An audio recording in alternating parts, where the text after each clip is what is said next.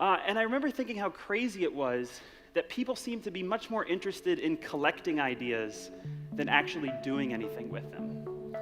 And so we're doing this for a few hours, and we decide to leave. And then this crazy thing of we actually walked back 2 hours later, and the problem-solving stand was still going on with other people, which is just kind of crazy. So that afternoon, we could have done anything we wanted with those Post-it notes, or we could have just sat there and done nothing at all. But we exercised this bias towards action to say, hey, let's just try something and see what happens. And it ended up being this pretty cool result. So up until that point in my life, I was kind of this idea magnet. I was always talking to people about ideas, generating ideas, also a TEDx organizer, so we bring people together to talk about ideas. And I would find myself in a lot of rooms like this, right, filled with people with big smiles and lots of Post-it notes. And as someone who loves Post-it notes, you would think I would be happy about this. But I started to reflect on it and thought, how many times have I been in one of these rooms filled with Post-it notes? And then a week later, thinking, what the heck ever happened to any of this stuff? And so I started to study the science of action and what really either sparks people to act or holds people back from acting. And what we found is that most people, for most ideas, either don't do anything with it or will slowly make a little bit of progress over time. But people who are incredibly action-oriented, they take these massive surges of action right away, where they take a massive amount of action right away and surge forward on an idea. So I wanted to study this a little bit more and started looking at all kinds of stories. I mean, if you look at my browser history, you'll find a lot of weird stuff there. Everything from a guy who got a job from a Snapchat filter, to someone who made this Spanish Bible app, to someone who made a restaurant in China out of an old 737 jet, all kinds of stuff. But I want to share with you 3 of the primary lessons that we learned in doing this research. So 1, action is a muscle. So much like some people exercise their biceps, right? Not me, but some people. You can exercise these action muscles. So think of it like playing a musical instrument. Who here plays a musical instrument? So the first time, if you were to sit down and try piano for the first time, right? It takes a lot of energy and a lot of focus to think about what notes you're playing and make sure you're playing the right notes. But the more you practice it and the more you get used to it, it becomes this muscle memory, right? Where you don't have to think about it. It's the same thing with action. I'll give you an example of a guy who has huge action muscles, huge, believe me. It's a guy who's at this pool party, right? And at this pool party, there's a bunch of these white dove pool rafts. And he's like, oh, this is really cool. He's like, I wonder if there's a pink flamingo version of these. And so he Googles it and it doesn't exist. And for most people, they would just kind of let it be there. But he decides, you know what? I'm just going to Google China manufacturer, get on the phone with somebody hey, China, can you design this pink flamingo raft? I want it to be this big, whatever, blah, blah, blah.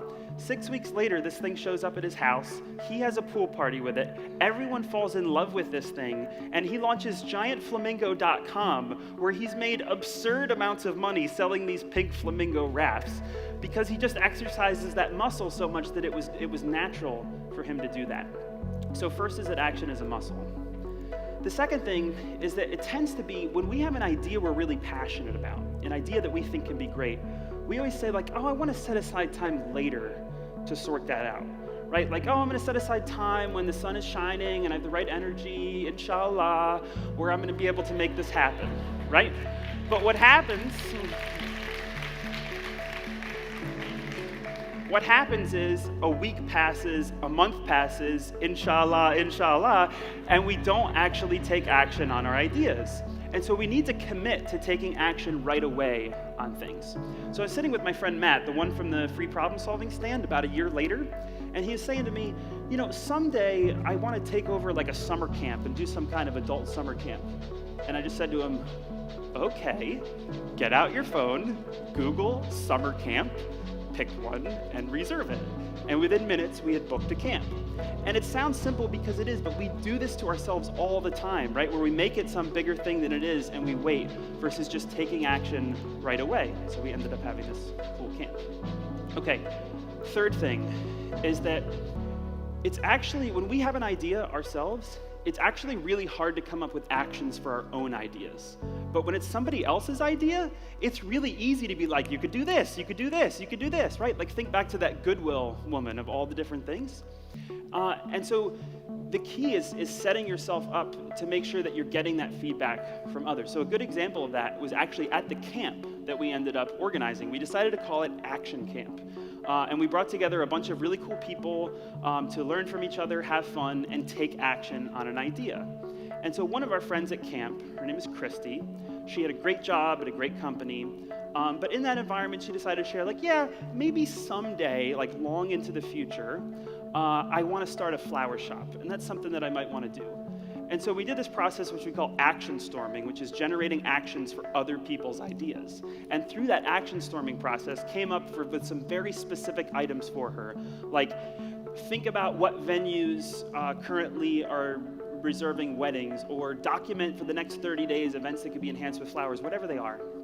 And she decided that over the next month, she would start taking action on some of these things. And as she did that, she was realizing, like, wow, maybe this flower shop doesn't have to be something in, such a far distant future. And within a few months, she actually had quit her job and started this flower shop. If you ever find yourself in Fargo, North Dakota, you can check out this flower shop. It's called Love Always Floral. It's a beautiful place. But the point of all of those is that everything in life that's hard is just a series of things that are easy. You just have to take that first step, right? And your idea could be the next Nobel Prize, or it could be the next pool toy.